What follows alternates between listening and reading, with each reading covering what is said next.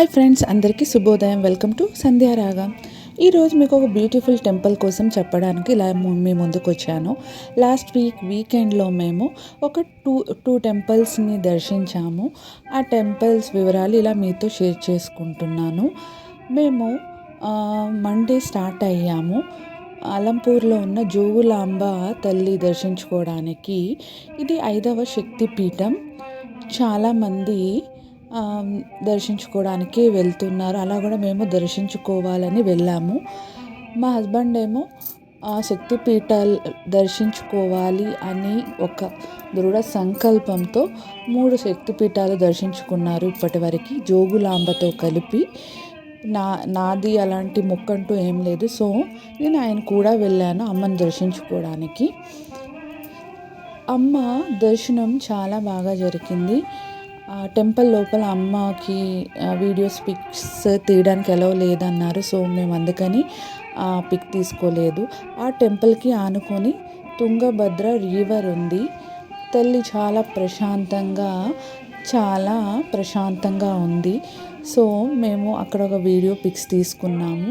అలాగే టెంపుల్ లోపల చాలా దేవతలు కొలువై ఉన్నారు. ఏ దేవుడు లేదని అక్కడ లేదు, అన్ని దేవతలు ఉన్నారు. అలాగే లింగాలు కూడా వివిధ రకాలైన రూపాల్లో మనకు దర్శనమిస్తున్నారు. మనం ఎక్కడ చూడని కొన్ని లింగాలను ఇక్కడ దర్శించుకోవచ్చు. ఇదేమో మేము నదికి వెళ్ళేటప్పుడు పైనుంచి తీసిన వీడియో. సో మధ్యలో ఒక గట్టులాగా ఉంది. స్టెప్స్ ఎక్కి పైకి వెళ్తే నదిని దర్శించుకోవచ్చు. పైనుంచి తీసిన మొత్తం ఆలయ ప్రాంగణం వీడియో తీశాను. అలాగే ఒక బ్యానర్లో ఉన్న అమ్మ రూపాన్ని కూడా ఒక ఫోటో తీసి మీకు చూపించాలని ఫోటో తీశాను.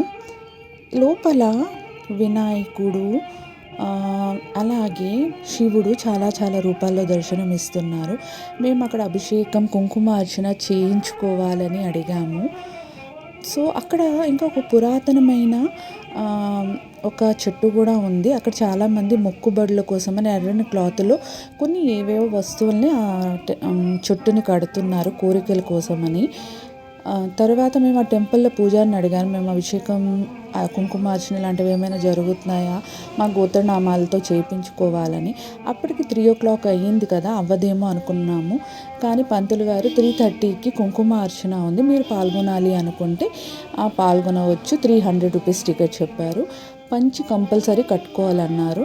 సో వాళ్ళే మాకు ప్రొవైడ్ చేశారు. 300 రూపీస్ టికెట్ తీసుకొని కొన్ని అక్కడ దగ్గరలో ఉన్న దేవుళ్ళని దర్శించుకొని కుంకుమార్చనలో పాల్గొన్న తర్వాత మిగతా టెంపుల్ అంతా దర్శించుకున్నాము. సో కుంకుమార్చన వీడియోస్ పిక్స్ నేనేం తీసుకోలేదు, ఎందుకంటే అక్కడ ఎలవ్ చేయలేదు.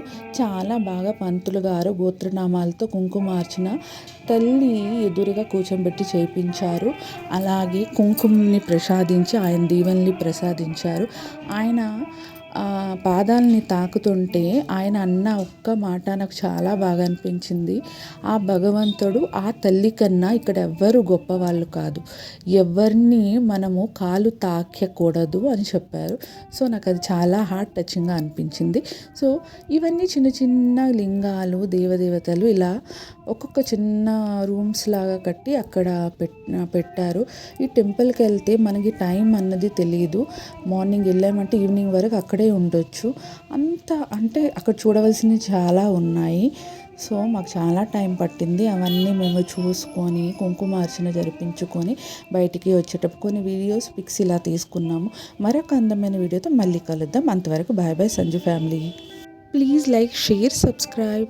జై జోగులాంబ. మరొక ఆలయం వివరాలతో